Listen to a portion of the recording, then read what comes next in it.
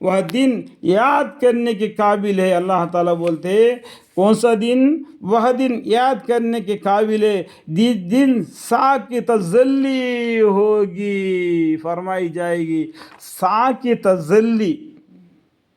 ایک ساکھ کی تجلی کے بارے میں ایک حدیث میں بھی ہے، ایک بھکاری عورت بھیک مانگنے کے لیے جب حضرت عائشہ رضی اللہ عنہ کا گھر گئی، اللہ تعالیٰ تمہیں ساکھ کی تجلی سے محفوظ فرمائے، ماں جی ہمارے لیے کچھ دے دو۔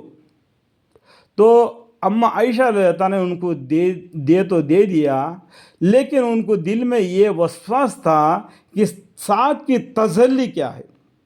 تو پیغمبر صلی اللہ علیہ وسلم سے پوچھا کہ ساکھ کی تجلی کیا ہے؟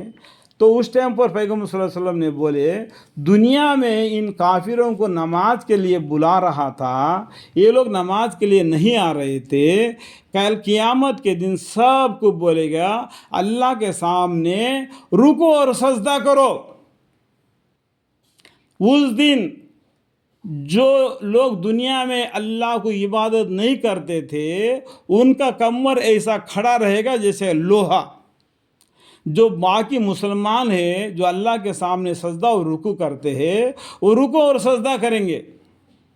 یہ ساکھ کی تجلی کا معنی یہاں فرمایا ہے کہ یہاں پر 1 نمبر بھی لکھا ہوا ہے، اس کا فائدہ بازو میں لکھا ہوتا ہے، دیکھو میں انگلی سے دکھا رہا ہوں تو اس سے آپ کو معلوم پڑ جائے گا۔ اور بھی اور سجدے کی طرف لوگوں کو بلایا جائے گا، میں بتایا نہیں، تو لوگوں کو سجدے کی طرف بلایا جائے گا کل قیامت کے دن، وہ سجدہ نہیں کر سکیں گے کیونکہ ان کا کمر بالکل کھڑے کا کھڑا رہے گا، وہ ساکھ کی تجلی۔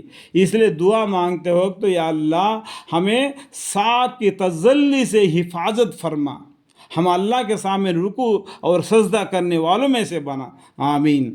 سو یہ کافی لوگ سجدہ نہ کر سکیں گے اس دن، یہ کافی لوگ سجدہ نہیں کر سکیں گے، دنیا میں سجدہ نہیں کیا، اللہ کی عبادت نہیں کیا، تو قیامت کے دن یہ لوگ ایسا کھڑے کے کھڑے رہ جائیں گے۔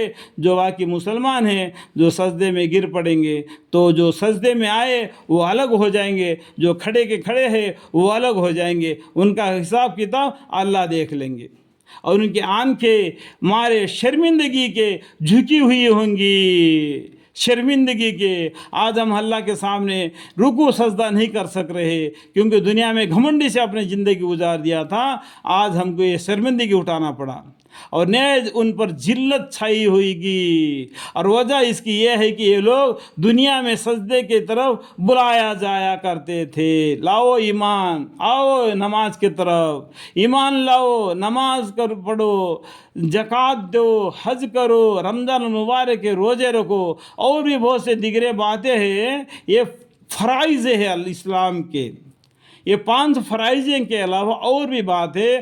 آمنت باللہ و ملائکتہ و کتبہ و رسلہ والیوم الآخر والقدر خیر و شر من اللہ تعالی البعث بعد الموت۔ آمنت باللہ کما هو باسمائہ و صفاتہ و قبلت جمیع احکام اقرار باللسان و تصدیق بالقلب۔ اور بھی بہت سی بات ہے، ان سب پر ایمان لانا۔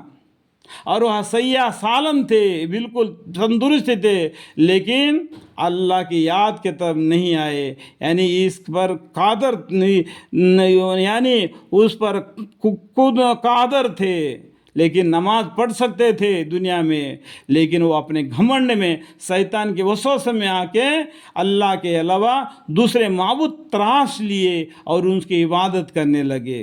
وہ تو لاچر ہے جس کو عبادت کیا 1-2 دن اور لے جا کے پانی میں پھینک دیا، تو کیا اللہ کو پانی میں پھینکنے کا ہے؟